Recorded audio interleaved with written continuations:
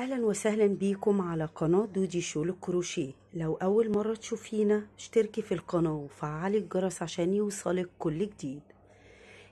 ازاي أحسب كمية الخيط المستخدمة في عمل جاكيت، وإيه أنواع الخيوط الشتوي اللطيفة في اللبس والخفيفة اللي ما تخليكيش تعملي جاكيت تقيل جدا ما تقدريش تلبسيه، او حتى لما تيجي تستخدميه وتغسليه يبقى الموضوع صعب معاكي. اول حاجة هنتكلم عن كمية الخيط المستخدمة لعمل جاكيت. طيب، انا لو بعمل جاكيت قصير، وليكن الجاكيت ده لحد الوسط، يعني لو جاكيت قصير بالشكل ده تمام لحد الوسط، ايا كان انت اشتغلتيه ازاي، من فوق من تحت، الاكمام شبكة او منفصلة، فانت بتستخدمي لاي مقاس، يعني من المقاس مثلا الميديم الى 3 اكس، تستخدمي للشكل او للجاكيت القصير من 4 الى 5 شلات، من 4 الى 5 بكرات او شلات للخيوط. تمام. طيب، ليه دايما بقول من 4 إلى 5؟ يعني ليه ما بقولش 4 على طول أو 5 على طول؟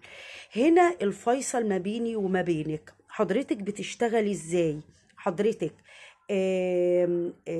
نسبة تفويتك للخيط وانت شغالة بتسيبيه بطريقة مرتاحة، او بتبقي شادة الخيط بتاعك؟ ده الفرق، او دي كلمة 4 إلى 5.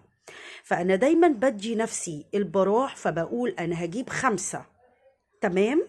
طيب، عايزة الجاكيت يكون طويل، يعني أنا بتكلم بقى على جاكيت طويل بعد الهب أو بعد الهنش.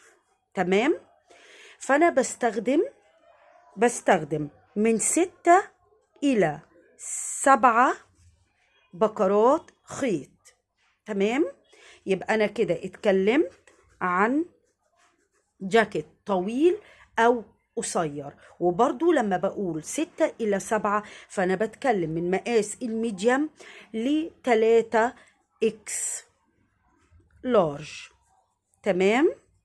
من ميديم إلى 3 إكس لارج، 6 إلى 7، والقصير 4 إلى 5. طيب، تعالي نتكلم عن أنواع الخيوط الشتوية، وازاي انقيها لو انا محتاجة او عايزة جاكيت يكون خفيف في استخدامه ولطيف في لبسه.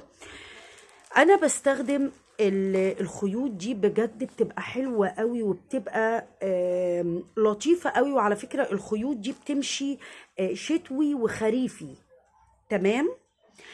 بديل الخيط ده لو انت مش هتلاقيه، الهيمالاي. طبعا الهيمالاي معروف لكل العالم، يعني لو ما لقيتيش اللي هو، هقول لك بس اسمه اهو،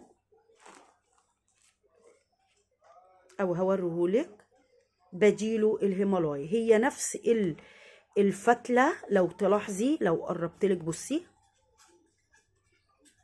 هتحسي نفس الفتلة هي وبتدي نفس النتيجة. أنا بحب النوع ده من الخيوط قوي، حتى لو كنت عاملة الجاكيت شتوي، لأنه بيبقى خفيف واستخدامه لطيف، وحتى لما بتلبسيه وتغسليه في الغسيل بيبقى حلو قوي أهو. تمام.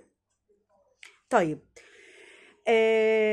لو انا وزني ممتلئ، فانا الخيوط دي بتبقى ليا حلوة قوي. ولو انا بحب الجاكيت خفيف، برضو الخيوط دي بتبقى جميلة جدا جدا في الجواكت او البلوفر. تمام. طيب، لو انا حد نحيف او لاطفال، فانا بستخدم الخيط الاليس، سواء التخين ده السميك، او في برضو الاليز الرفيع. تمام. بيبقوا الاتنين دول حلوين جدا لو انت حد نحيف او لطفل. تمام. طيب، معلومة أخيرة. لو حضرتك من الناس اللي جسمها ممتلئ، دايما حاولي لما تيجي تختاري شكل للجاكيت او البلوفر بتاعك، ما تنقيش جاكيت كله ضفاير او تفاصيل او نقشة تكون كلها حاجات داخلة في بعضها، لان ده بيبين او بيوضح زيادة الوزن بزيادة. حاولي دايما تنقي حاجة سيمبل خالص، رسمة بسيطة، حتى لو كانت نص عمود او عمود بلفة، الحاجات اللي هي ما فيهاش تفاصيل كتير او ضفاير كتير.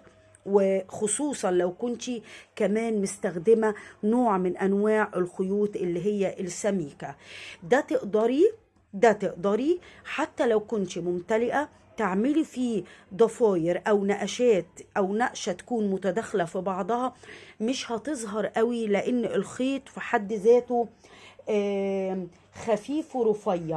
تمام. انا دايما بستخدم له من ابرة 2.5 و3 تنفع و3.5 تنفع. دي 3.5، الصورة مش واضحة اهي.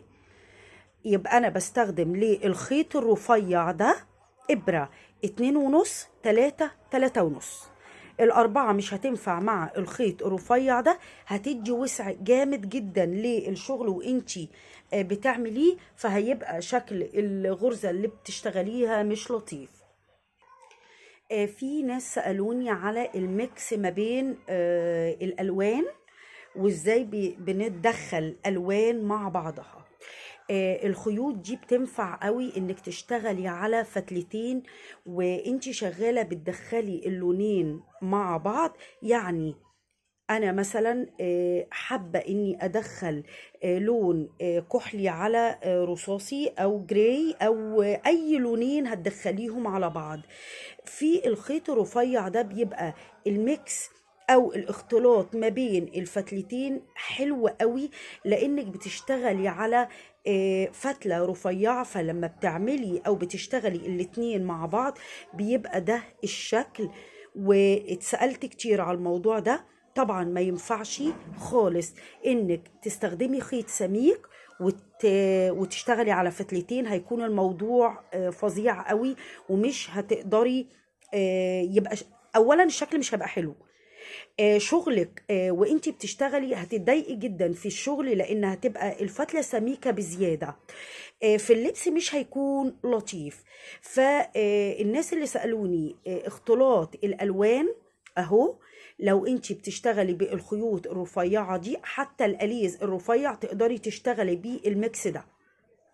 تمام. يا رب يكون الفيديو واضح واستفدتي منه من كذا معلومة. اشوفكم الفيديو الجاي، انتظروني بإذن الله. الفيديو الجاي هنعمل مع بعض جاكيت حلو قوي شتوي ولطيف. شكرا ليكم، اشوفكم الفيديو الجاي.